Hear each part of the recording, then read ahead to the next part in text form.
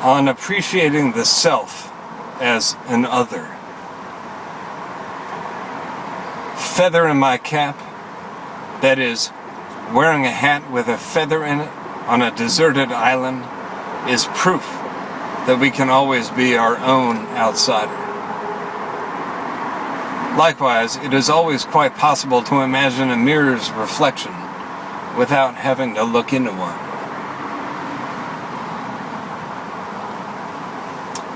On life.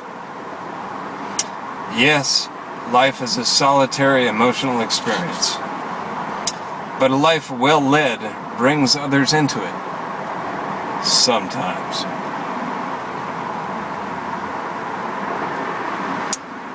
On voyeurs and easy access to kindling. It's a pretty good, very short story. On voyeurs and easy access to kindling. Wendell, a fictional man of 19, found himself unable to resist peering into the window of the woman who lives next door. Wendell has suffered from the celibate consequences of his romantic notions about love. He lives paranoid that women of limited discipline are out to corrupt him. He spotted the woman next door reading a thick book in a brown reading chair. Wendell was immensely turned on by this. He took out his roommate's camera and focused in on the woman with the telephoto lens. He could only see the back of her neck and her short hair about the back of the big chair. Wendell saw a bit of a bookcase and imagined it filled with the romantic poets. He became even more turned on by the woman when she tipped her head back as he imagined she was reciting some line of poetry to herself. What is better than a woman with a mind for fine literature? Wendell asked himself. The woman then placed the book face down in her lap. Wendell focused tighter to try to get the title of the book. He read the cover, Sex, for sex's sake. Then dropped his roommate's camera on the firewood under the window. With his naked eye, he squinted through the woman's window again. Her head was still back, and he noticed that her hand was down under her buttons of her excuse me, I'm getting this all messed up. Her head was still back, and he noticed that her hand was down under the buttons of her button-fly jeans. Flustered, he sat down, turned to the wood stove, and built a raging fire all over the place. Flustered, he sat down, turned to the wood stove, and built a raging fire all over the place. On writing. I write because sometimes my appreciation of things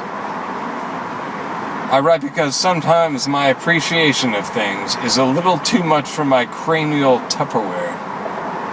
It needs to get out. It needs to breathe. I need to sweat a little.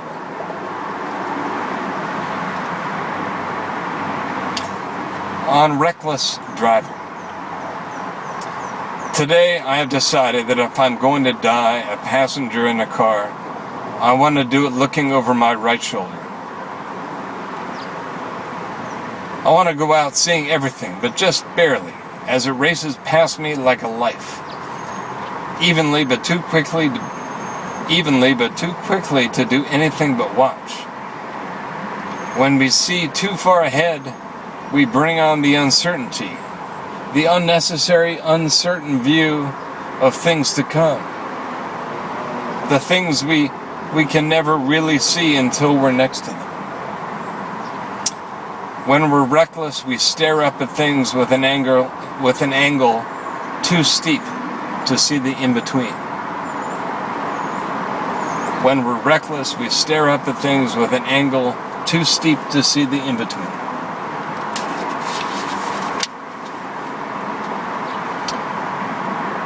On moments and centuries.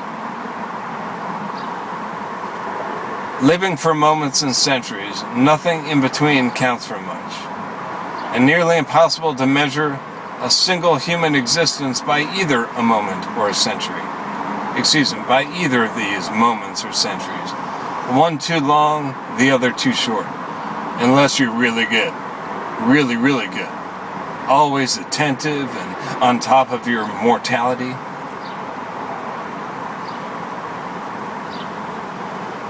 I am wondering all over again, here first I should give you the title, on the conundrums caused by caring. I am wondering all over again, is it actually possible to help another person lead a more fulfilling life? Or is the idea of giving useful advice that can be taken and benefited from, is that idea a total farce? Is there always a price attached? Yes. Is advice ever free and easy to take? No. Maintaining a positive attitude is easier said than done.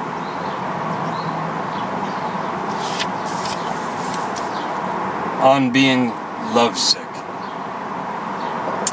Right now, too much of me may be too far away from me to be good for the rest of me. Anyway, sometimes it feels that way. Today, it is feeling that way. On acting stupid. Self-mockery is often too subtle to be detected. At times when it is not understood or appreciated, it is taken only as actual stupidity, as opposed to mocked stupidity. An unfortunate mistake.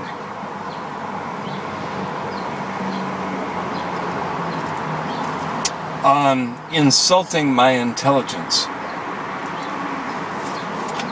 This man will step out of the doctor's office one day into the unknown, as it should be, oblivious and unaware of the time of my death, unknowing of the date of my last hour. I would turn down the offered date despite the fact that it might be assigned to me with all the medical and scientific goodwill. I say, don't mess with my time of dying. Don't tell me you think you know what time it is. If I'm going out in a fiery explosion from a bullet to the head or from a bad slip on the ice, then feel free to tell me when and where so I can plan to avoid the mess. Otherwise, if I'm going to fade away or otherwise die from some unstoppable internal destruction, don't insult my intelligence by telling me which day I'll be at my worst and last, as if I won't be able to tell and taste the thing coming well enough in advance, well enough in time for my agile mind to make the appropriate arrangements. Don't tell me months. Don't tell me years. Don't even tell me days. Don't tell me anything in fact. If you can't say, if you're not smart enough to say, live for moments. You see, this is what I've been doing, and I have no intention of switching over to counting calendar years or decades. I don't have time to talk to you about a hypothetical future. If I make it to 110, then I'll make it, and I won't realize I'm there until I'm there. Go ahead and croak from a bad heart if that's all you have.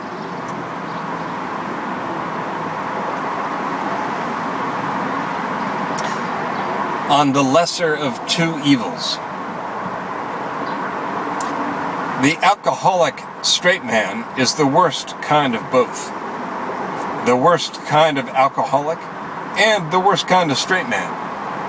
He lives a saturated life of denial. He gets drunk a lot, but usually without foresight. Drunk or not, the happy one is always better company.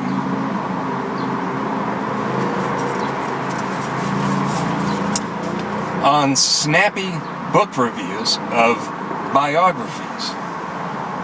On snappy book reviews of biographies. I have trouble with that word. Biographies. Why do I get caught up reading something, in this case a book review of a new biography of some second-rate, semi-famous writer, written by one person about another person's provocative account of a third person, which is then compared to how a fourth person and maybe a fifth person beforehand had written about the third person first? Indeed, a vicious cycle. A vicious cycle. What the hell are you writing about, mister? Ma'am?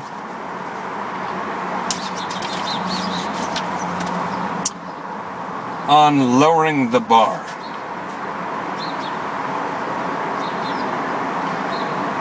and another book review has caught my eye. I am now wondering why poorly conceived, poorly written, poorly executed books get reviewed in our major publications. Why did I just spend 10 minutes of my life reading about a book that was described as not even as good as Bright Lights Big City?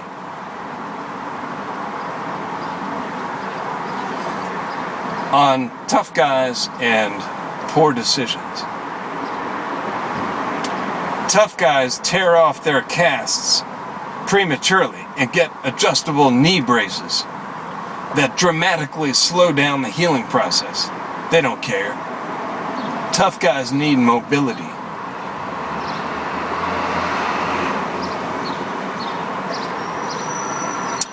On the sophisticated slacker's tendency to put on airs. First of all, let me emphasize that this is all an act. This alcoholic gangster, this Sicilian Irish wise guy with the limp routine, well, the limp is genuine. This moron just happens to look a lot like me. I'm not an alcoholic. I'm not. I'm drunk a lot these days, but there's a difference.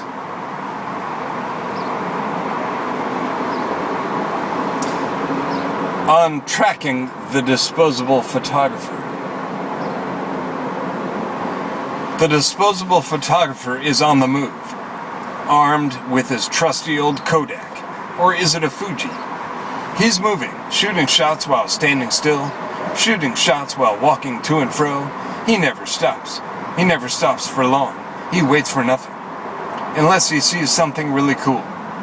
The disposable photographer has a nice cold air buzz going, fresh snow on his boots, and his knee doesn't hurt too much. He's got an urge for abstraction, limping around in the snow-shine, sun-time, crystalline flake field. Let me read that again. Limping around in the snow-shine, sun-time, crystalline flake field and the barbaric "yah!" written with boot drags through the field edge of the valley floor. Disposable camera shots of light spots with dark parts. Knee-deep and ankle-deep crusted double-deep powder. January steam because today the icy water isn't much... January steam because today the icy water is much warmer than the air. The disposable photographer approaches the llama pack, which listens attentively when he speaks, all furry eyes and eyes forward. Hello, you mellow horse sheep. May I interest you in a slow-time conversation with a gimpy, deep-stepping wanderer? I promise you, you need only listen. I have plenty to say today, and I could use the company. When the DP is confronted by some cynical asshole, all he wants to say is something like, "Give me a fucking break, you goddamn fool. You're just part of the pathetic horde of morons, the mindless, witless flock." But no, I'm not saying you shouldn't live. I'm saying you should be, whether or not you could be, living better than you do. And not for my sake, you piece of shit. For yours. For yours. The DP speaks very sparingly because he understands the absolute subjectivity of the world, and while understanding that he could spend his entire life asking questions to which there are no perfect or right answers, he chooses instead to ask none at all. In fact, the DP chooses to speak very little altogether. The DP is content to watch, to feel, and listen. The DP believes his best chance at helping people is for them to follow his example, to simply pay attention, to observe the world around them rather than get all worked up asking challenging questions. In short, the advice is to look at things, to look carefully, and to look cool doing it, and to look cool doing it, to look content, to look happy. The problem is that we get all excited about his example, but if we decide the picture of serenity isn't enough, if we decide that we want an explanation, then we'll surely be disappointed. will be left hanging because DPs, by definition, don't give answers. They don't try. They don't bother. And it might make you uncomfortable to see someone as visibly content with life as the DP. You might be a little resentful that someone with so little stuff and so little company could appear so content behind his sunglasses. But perhaps you shouldn't worry about it so much. Perhaps you should enjoy your own pair of dark shades and not worry so much about what's going on behind someone else's pair. Perhaps even you may have more money than the DP. In that respect, you'll be one up on him. Let me read that again. Perhaps even you may have more money than the DP. In that respect, you'll be one up on him. Oh, and women too can pull this off, this act of diffident coolness. But it just happens that to many, selfishness is a little less becoming on women than it is on men. I'm not quite sure where that came from. The DP doesn't think it's really a double standard, if there is such a thing. He thinks it's just a different one.